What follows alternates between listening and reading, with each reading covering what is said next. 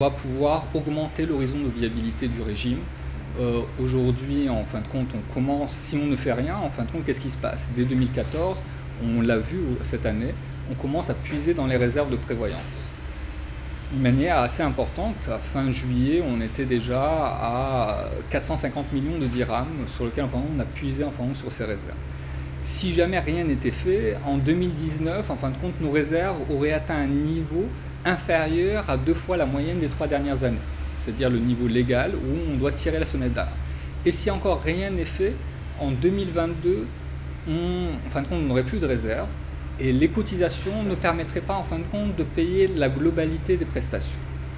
Donc on est vraiment dans une situation critique et on n'a pas d'autre choix en fin de compte de pouvoir réformer.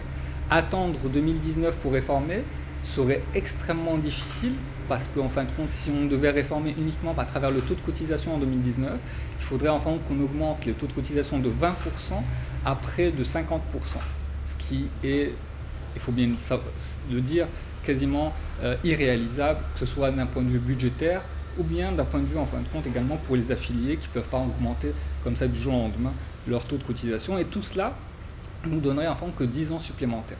Donc la première chose, c'est déjà vous pouvoir permettre sous un horizon en fin de compte suffisamment important de pouvoir payer les prestations de manière plus sereine, pour pouvoir en fin de compte différer le premier déficit qu'on a cette année à peu près à 8 années supplémentaires, c'est-à-dire on l'aurait qu'à partir de 2022 et l'épuisement des réserves seulement de 2030-2031.